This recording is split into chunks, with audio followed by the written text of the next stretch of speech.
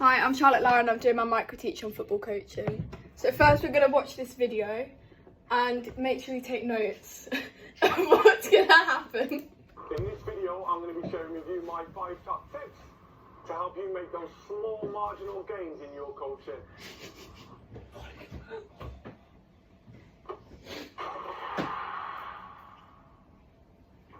Hi guys, I'm Warren Grant, also known as Coach WG, and welcome to another video. If you're new around here and you're interested in all things football coaching, start now by clicking subscribe and turning the bell notification on so you don't miss out on any future videos. Now before we go any further, if you've got any tips that you would like to share, please feel free to drop them in the comment section so other coaches can have a little read of them. It's also important to add that every single coach in the world has their own little tips that work for them. These are my tips that work for me. I swear by them and I try to adhere to them as best as I can in my coaching. So number one for me, really important, relationships. Really get to know your player. Get to know them, get to know their parents, that's another one. When we're talking about getting to know the player, things like what did they get up to at school today? Do they do another activity away from football? Find out that little small detail about them and then talk to them about it in another session. I briefly mentioned their relationships with the player. Now I want to talk about relationships with the parent. Consider this, that parent or guardian is the most important person in that child's life. So if you can finish that triangle off whereby you've got coach, player and parent all singing from the same hymn sheet, I believe you'll get a lot more out of the player. So really try and work on that skill. Really try and improve on your relationship building skills with the player, but not forgetting how important it is to make those relationships with the parents too. My second tip is different hats. Now what do I mean by different hats? What I mean is, when you turn up to your session and you're ready to deliver, you might have to be different characters throughout that session. I might have to go from being a child entertainer to a coach, to a parent, to a mentor, all within the space of 20 minutes. What's really important is you've always got those hats in your pocket, ready to put the correct one on at the correct time. It's a skill, it'll come in time, but try and practice it and see if you can get used to it. My next tip is what I like to refer to as the 3 Ps. The first one is patience. Don't be disheartened if your session isn't working out how you want it to be. Some of the best sessions are the messiest sessions. They look a little bit erratic. They don't look tidy. That means the player is thinking really hard and therefore developing in doing so. Be patient in your sessions and be patient with your players. Second one, be passionate about your field of work. You're in a position whereby you're coaching the next generation or the potential next generation of footballers. If we're asking them to work hard and be passionate about what they're doing, make sure you also are.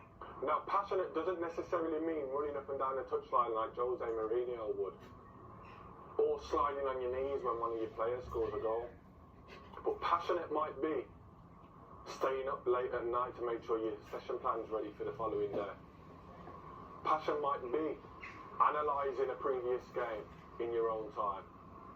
Passion might be calling one of your parents to make sure that your player's okay because they've been upset the previous session, as an example.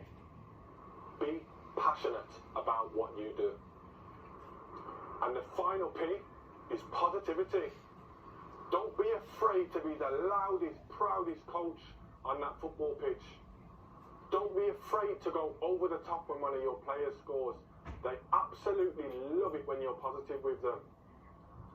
And another thing that I find really important that I like to do at the end of every one of my sessions is end on a positive. So however that session's gone, whatever it looks like from beginning to end, you might have had players upset, you might have had a player miss an opportunity, etc. Try to end it on a positive. Now for me that positive was, I used to always try and finish on a penalty shootout. What that would do is leave players leaving the building or leaving the football pitch on a massive high. So once I've finished my session, However that session's gone, they absolutely can't wait to get back for the next one. Ready to learn, ready to go on again, ready to kick on. They're my 3 Ps.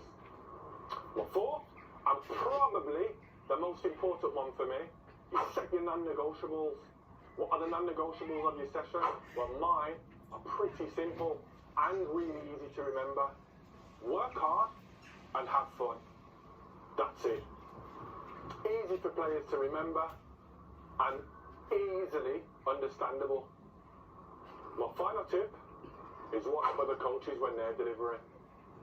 You can learn as much from a bad coach as you can a good coach.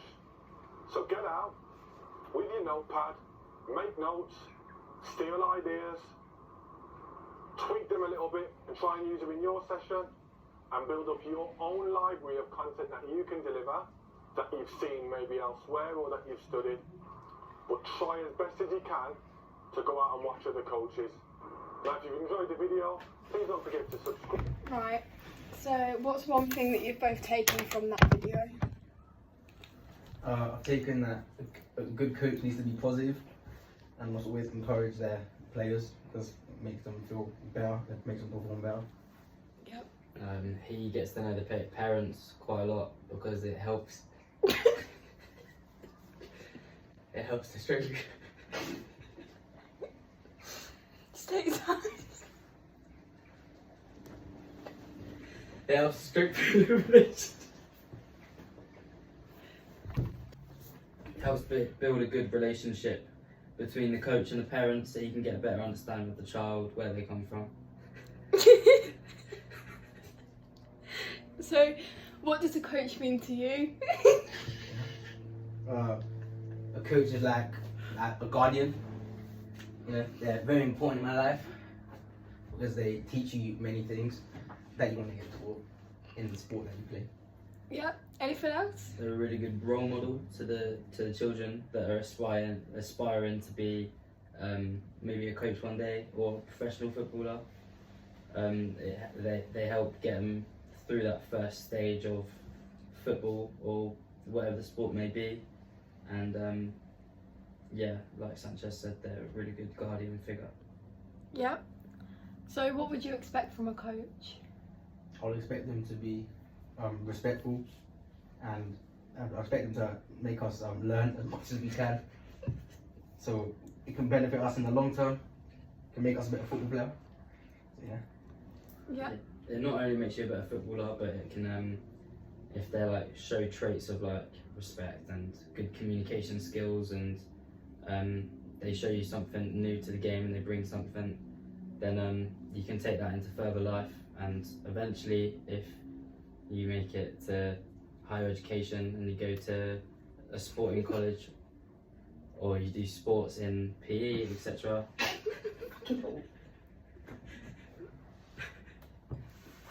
Then this can help a lot. Okay, what skills does a coach need? They need to have good communication, and they need to have a good understanding of the sport and their players. What's funny about that? Yeah. Like the guy said in the video.